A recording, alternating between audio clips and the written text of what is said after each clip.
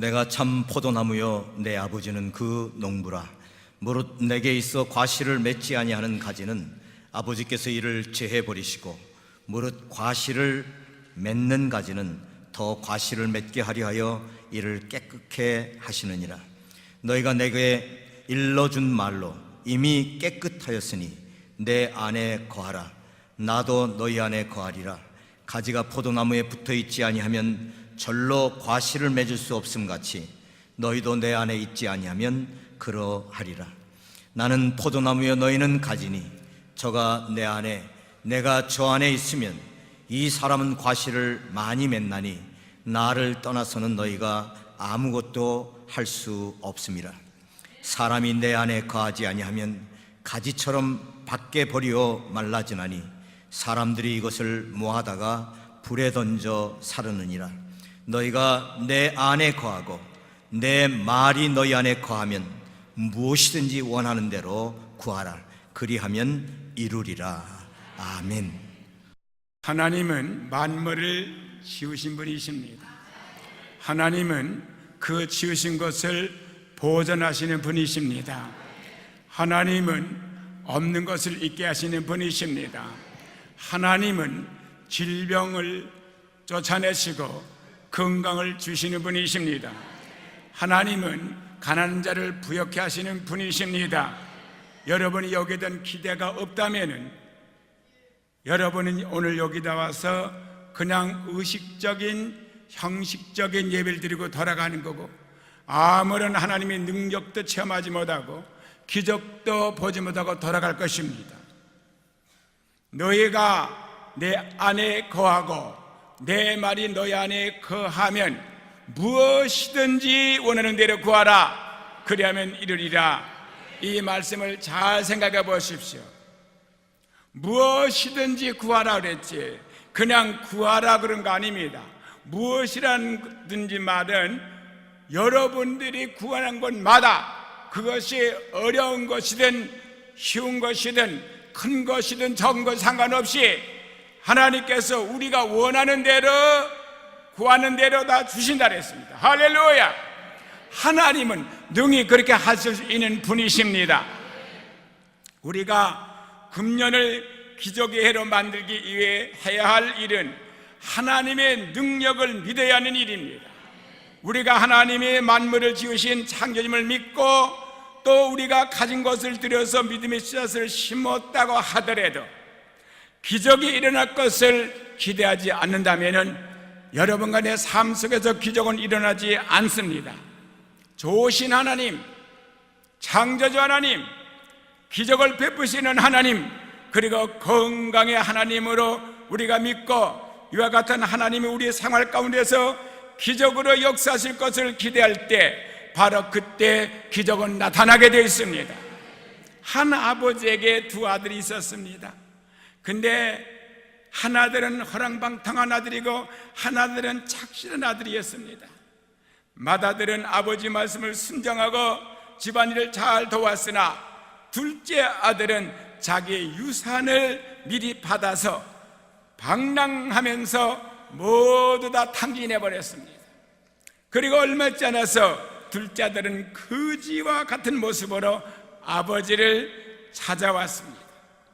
그리고 이렇게 생각했습니다. 야, 나는 이것에서 굶어 죽는구나. 내가 일어나 아버지께 가서 이르기를 아버지요, 내가 하늘과 아버지께 죄를 얻었사오니 지금으로부터 아버지의 아들이라 일컬음을 감당치 못하겠나이다. 나를 품꾼의 하나로 벗어서 하리라.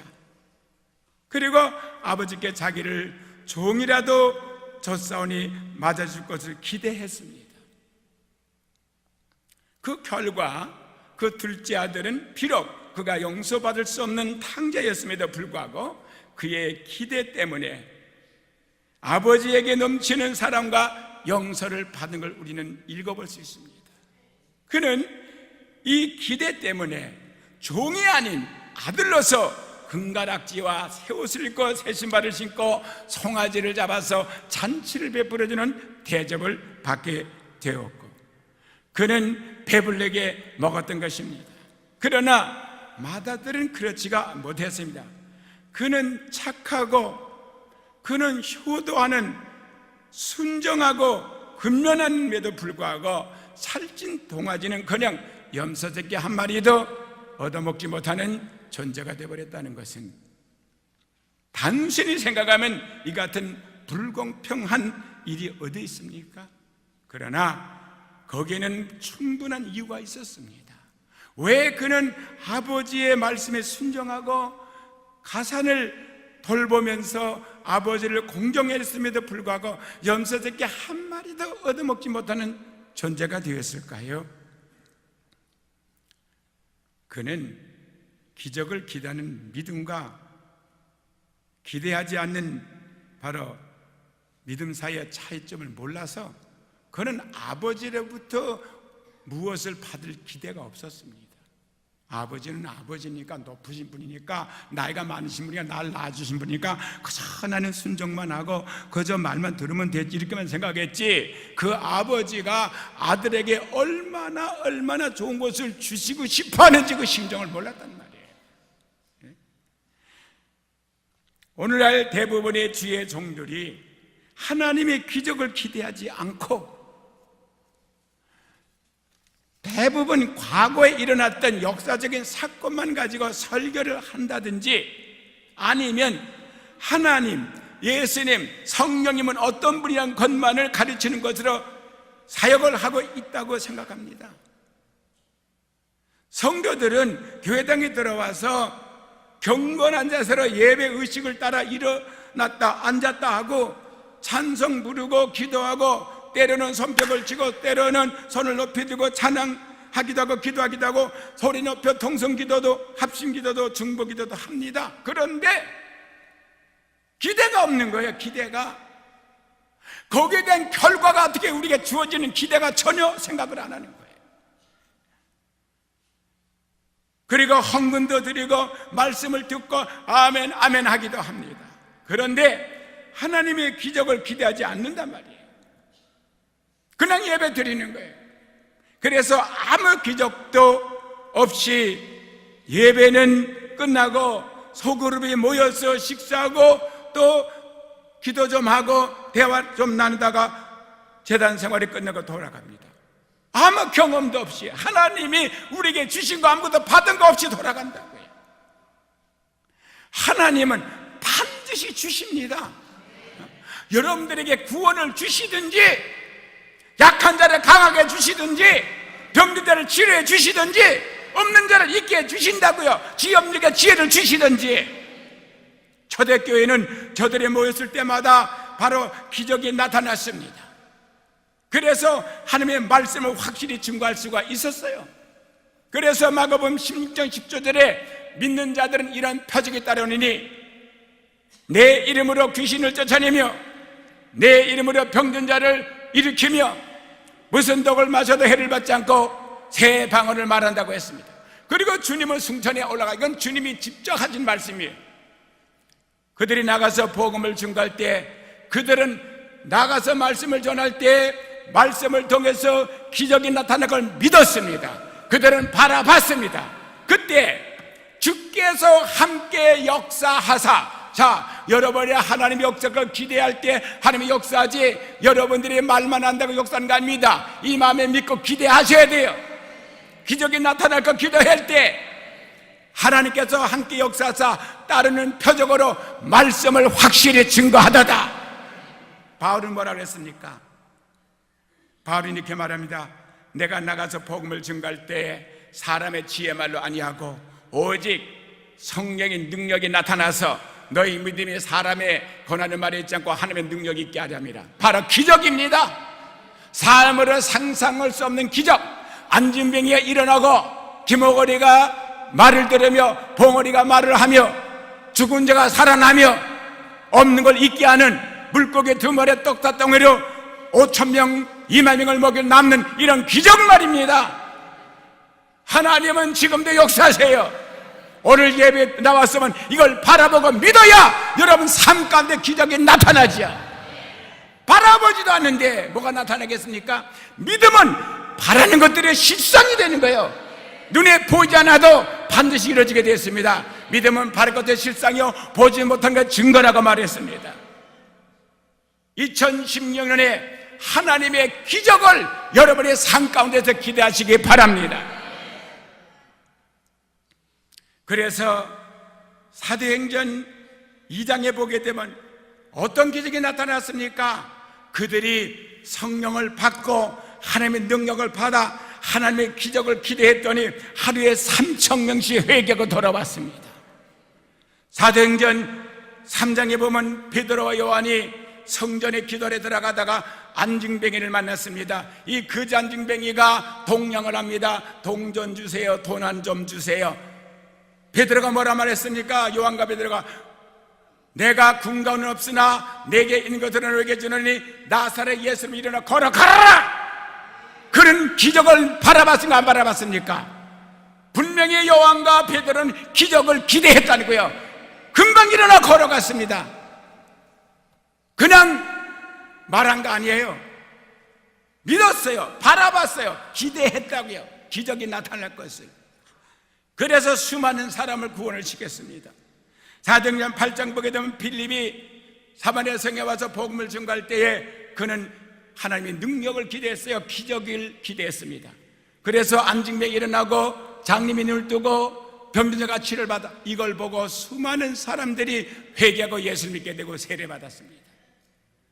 사도행전 10장에 보게 되면 베드로가 옥중에 갇혀서 내일이면 저작을 해서 사형을 당하는데 성도들은 모여서 간절히 베드로를 위해서 기도했습니다. 그랬더니 하나님의 기적이 나타났어. 천사들이 임해가지고 그 옥문을 열어주고 해방시켜줬습니다. 성경을 보게 되면 모두가 기도만 역사했습니다. 예배 드릴 때 하나님의 기적이 나타났습니다. 그냥 모여서 예배 드릴 끝난 게 아니에요. 반드시 여러분과 나는 기적을 기대하셔야 돼요. 오늘 말씀 제목이 바로 기적을 기대하라는 말씀입니다.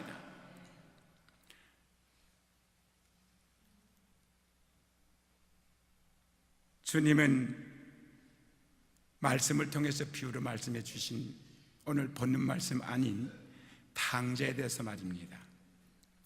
누가복음 15장 11절에서 32절에 두 아들에 대해서 말씀을 드리는데 성경을 읽어드리고 한번 여러분이 직접 한번 생각해 보십시오. 또 가라사대 어떤 사람이 두 아들이 있었는데 그 둘째가 아비에게 말하되 아버지여 재산 중에서 내가 내게 돌아올 분깃을 내게 주소서 하는지라. 아비가 그 살림을 각각 나눠 주었더니 그 후 며칠이 못되어 둘째 아들이 재물을 다 모아가지고 먼 나라에 가 거기서 허랑방탕하여 그 재산을 허비하더니 다 없이 한 후 그 나라에 크게 흉년이 들어 저가 비로소 궁핍한지라. 가서 그 나라 백성 중 하나에게 붙여 사니 그가 저를 둘러 보내어 돼지를 치게 하였는데 저가 돼지 먹는 취업 열매로 배를 채우고자 하되 주는 자가 없는지라. 이에 스스로 돌이켜 가라되 내 아버지에게는 양식이 풍족한 품꾼이 얼마나 많은고 나는 여기서 줄여 죽는구나. 내가 일어나 아버지께 가서 이르기를 아버지여 내가 하늘과 아버지께 죄를 얻었사오니 지금부터는 아버지 아들이라 일컬음을 감당치 못하겠나이다. 나를 품꾼의 하나라도 벗어서 하니라 하고 이에 일어나서 아버지께 가니라. 아직도 상고가 먼데 아버지가 저를 보고 측은히 여겨 달려가 목을 안고 입을 맞추니 아들이 가로되 아버지여 내가 하늘과 아버지께 죄를 얻었사오니 지금부터는 아버지의 아들이라 일컬음을 감당치 못하겠나이다 하나. 그러면 이 아들이 분명히 자기 아버지 앞에 죄를 졌어요. 정말 아버지의 뵐 면목이 없습니다. 그런 아버지한테 뭘 기대하겠습니까? 가야 얻어 터지고 쫓겨나지. 그러나 이 아들은 아들이라 일컬음을 받지 못할지라도 종으로 써줄 거 기대했다고요. 그런데 아버지가 그를 종으로 받아들였습니까? 아닙니다. 상상외로 그 기대보다 더 크게 아들로 받아들이되 귀한 아들로 받아들여서 가락지를 끼워줘서 아들인 걸 증거해 주시고 새 옷을 입혀서 깨끗게 하시고 새 신발을 신기고 송아지를 잡아서 잔치를 베풀어 줬습니다. 이 아들은 아버지에 대한 기대가 있었습니다.